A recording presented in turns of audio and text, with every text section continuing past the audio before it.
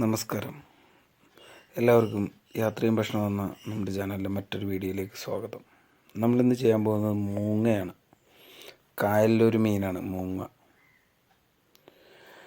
ഈ മൂങ്ങ എന്ന് പറയുമ്പോൾ എല്ലാവരും കരയിൽ പറന്ന് കിടക്കുന്ന മൂങ്ങയായിട്ട് ചിന്തിക്കും.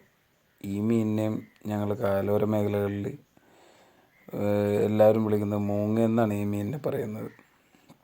ഇതിൻ്റെ തൊലി പൊളിച്ചാണ് നമ്മൾ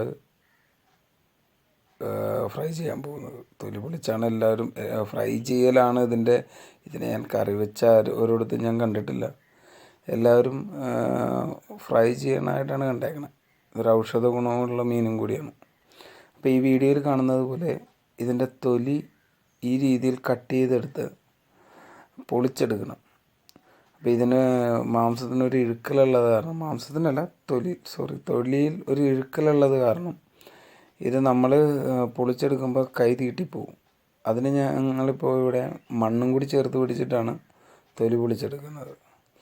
അത് കഴിഞ്ഞ് അതിൻ്റെ ചിറകും മറ്റുള്ള വാല് അങ്ങനെയുള്ളതൊക്കെ കട്ട് ചെയ്ത് മാറ്റിയിട്ട് നല്ലപോലെ വെള്ളത്തിൽ ക്ലീൻ ചെയ്തെടുക്കണം. ക്ലീൻ ചെയ്തെടുക്കുമ്പോൾ പ്രത്യേകം ശ്രദ്ധിക്കുക, മുട്ടയൊന്നും നഷ്ടപ്പെടരുത്. അതിൻ്റെ ചിലതിൽ മുട്ടയുണ്ടാകും.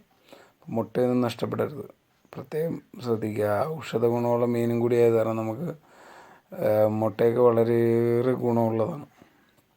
ഇത് സാധാരണ ഫ്രൈ ചെയ്താണ് കഴിക്കാറുള്ളത്. കറി വെച്ച് ഒരിടത്തും കഴിച്ച് ഞാൻ കണ്ടിട്ടില്ല.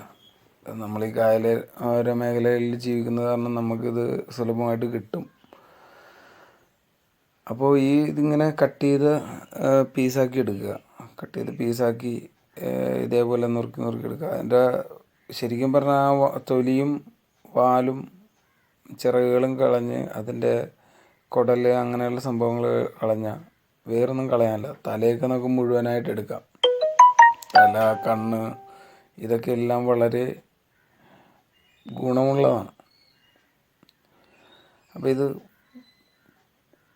പീസാക്കി എടുക്കുമ്പോൾ മാക്സിമം നോക്കുക, മാക്സിമം ചെറിയ പീസാക്കി എടുക്കുക. എന്നുവെച്ചാൽ ഫ്രൈ ചെയ്യാനുള്ളത് കൊണ്ട് വേവ് കൂടുതലാണ്. അതുകൊണ്ട് ഇത് മാക്സിമം ചെറിയ പീസാക്കി എടുക്കണം. ചെറിയ പീസാക്കി എടുത്ത് ഇതിനകത്തേക്ക് നമുക്ക് മസാല ചേർക്കണം. ഇതിന് വലിയ മസാലകളുടെ ഇങ്ങനെ പുറത്തുള്ള മസാലക്കൂട്ടുകളോ കാര്യങ്ങളോ ഒന്നുമില്ല. നമ്മളിപ്പോൾ ഉപയോഗിക്കുന്നത് ഒരു ചെറിയ കഷ്ണം ഇഞ്ചി, 2 പച്ചമുളക്, 3 ചുവന്നുള്ളി, 3 അല്ലി വെളുത്തുള്ളി, മുളക് പൊടി, പിന്നെ കുറച്ച് മഞ്ഞൾപ്പൊടി, അതിൻ്റെ കൂടെ കുറച്ച് കുരുമുളക് പൊടി, കുറച്ച് ഉപ്പ്. ഇതാണ് നമ്മൾ മസാല ഉണ്ടാക്കാനായിട്ട് ഉപയോഗിക്കുന്നത്. ഇതിൻ്റെ കൂടെ കുറച്ച് നമ്മൾ കറിവേപ്പില ഇടും. കറിവേപ്പിലയും കൂടി ഇതിൻ്റെ കൂടെ നമ്മൾ ആഡ് ചെയ്യും. കറിവേപ്പിലയും കൂടി ഇട്ടിട്ട് ഇത്രയും സാധനം നമ്മൾ പേസ്റ്റാക്കും.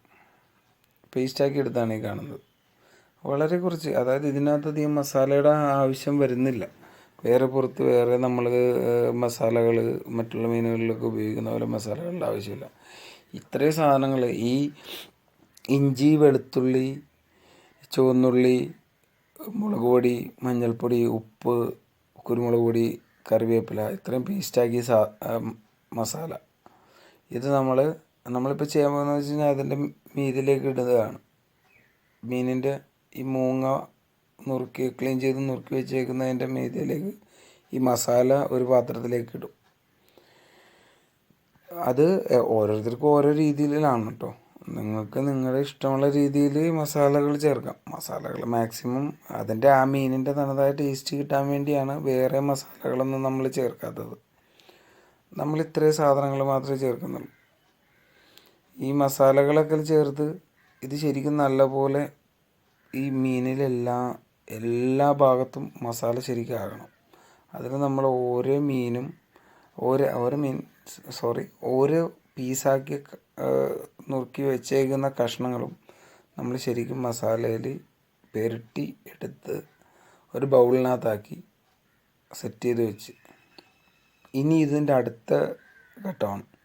ഇതിൻ്റെ അടുത്ത ഘട്ടം എന്ന് പറയുന്നത് നമ്മളിതൊന്ന് ഫ്രീസറിലേക്ക് വെക്കുക. കാരണം ഇതൊന്ന് ആ മസാല ഒന്ന് പിടിച്ചിരിക്കട്ടെ. ഒരു 1 മണിക്കൂറത്തേക്ക് നമുക്ക് അതിൻ്റെ അകത്തേക്ക് വെക്കാം. അത് കഴിഞ്ഞിട്ട് വേണം നമുക്കിതിനെ ഫ്രൈ ചെയ്യാനെടുക്കാൻ. ഞങ്ങളുടെ വീഡിയോസ് ഇഷ്ടപ്പെട്ടാൽ ലൈക്ക് ചെയ്യാനും ചാനൽ സബ്സ്ക്രൈബ് ചെയ്യാനും മറക്കരുതേ. കൂടാതെ വെറൈറ്റി വീഡിയോസ് കാണാൻ ആ ബെൽ ഐക്കൺ കൂടെ ഒന്ന് പ്രസ് ചെയ്തേക്കൂ. അപ്പോൾ നമുക്ക് ഫ്രീസറിൽ വെച്ച് മീറ്റ് എടുക്കാൻ ടൈമായി. 1 മണിക്കൂർ കഴിഞ്ഞു. മസാല പുരട്ടി നമ്മൾ ഫ്രീസറിൽ നേരത്തെ വെച്ച മീറ്റ് അതെടുത്തു. ഇനി ഇത് നമുക്ക് വറക്കണം. അതിനുള്ള പരിപാടിയിലേക്കാണ് നമ്മളിനി കിടക്കാൻ പോകുന്നത്. അപ്പോൾ ഞാനിവിടെ ഉപയോഗിക്കുന്നത് അതിനൊരു സാധാ ഒരു ചെറിയ ചീനിച്ചട്ടിയാണ്. അപ്പോൾ നമ്മുടെ ചട്ടി ചൂടായിട്ടുണ്ട്. ശരിക്കും ചൂടായിട്ട് വേണം നമ്മൾ എണ്ണ ഒഴിക്കാൻ. അപ്പോൾ അല്ലെങ്കിൽ അതിൻ്റെ ജലാംശം അതിന്മേൽ നിൽക്കും ചട്ടി കഴുകിയതിൻ്റെ. ഞാനിപ്പോൾ ഉപയോഗിക്കുന്നത് എൻ്റെ ആവശ്യത്തിനുള്ള എണ്ണ ഞാൻ ഉപയോഗിക്കുന്നുള്ളൂ. കാരണം ഞാൻ വൺ സൈഡ് മുങ്ങിക്കിടക്കുന്ന, അതായത് മീറ്റ് നമ്മൾ വറുക്കാൻ ഉദ്ദേശിക്കുന്ന മീറ്റ് വൺ സൈഡ് മുങ്ങിക്കിടക്കുന്ന രീതിയിലുള്ള എണ്ണയെ ഞാൻ ഒഴിച്ചിട്ടുള്ളൂ.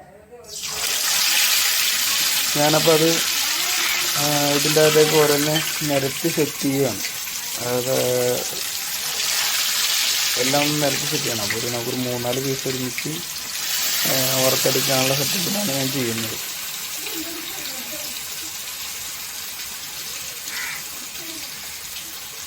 നമുക്കിതെല്ലാം അങ്ങോട്ട് നിരത്തി അങ്ങോട്ട് വെച്ച് സെറ്റ് ചെയ്യാം.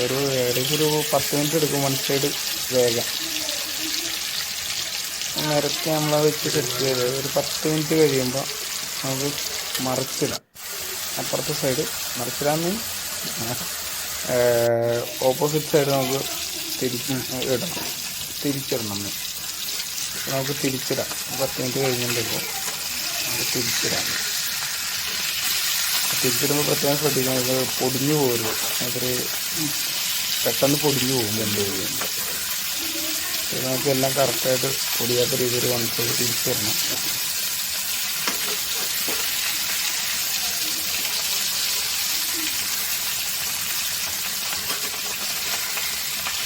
തിരിച്ചെടുക്കണം. അതാണ് പ്രശ്നമില്ല. പെട്ടെന്ന് പൊടിഞ്ഞു പോകും. നമ്മൾ തിരിച്ചിട്ടിട്ടുണ്ട്. എല്ലാം തിരിച്ച് നല്ലപോലെ വെച്ചിരിക്കും. ഏകദേശം 10 മിനിറ്റ് ആയി. അത് അപ്പുറത്തെ സൈഡും ഇതും വെന്തിട്ടുണ്ട്. ഏകദേശം എല്ലാം ഫുള്ളായിട്ട് വെന്തിട്ടുണ്ട്. നമുക്കിനി അത് പ്ലേറ്റിലേക്ക് എടുക്കാം. ഞാനപ്പോൾ 2 കറിവേപ്പിലേക്ക് ഇട്ട് സവാളയൊക്കെ അരിഞ്ഞ് വെച്ച് സെറ്റ് ചെയ്തിട്ടുണ്ട്. ഇതിനി നമുക്കിത് രുചിച്ച് നോക്കണം. അപ്പോൾ ഞാനത് രുചിക്കാനായിട്ട് എൻ്റെ വൈഫിൻ്റെ കയ്യിൽ കൊടുക്കട്ടെ. എന്നിട്ട് ഇനി അവൾ പറയട്ടെ ഇതിൻ്റെ അഭിപ്രായം എന്താണെന്ന്. നമുക്ക് നോക്കാം. അവൾ പറയണത് എന്താണെന്ന് കേൾക്കാം. അപ്പോൾ നമുക്കിത് ടേസ്റ്റ് ചെയ്ത് നോക്കാം.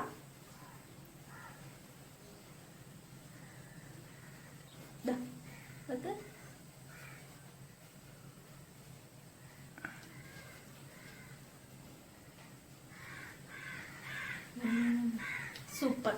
അപ്പോൾ നമുക്കിത് എല്ലാവർക്കും കൊടുക്കാം. ബൈ.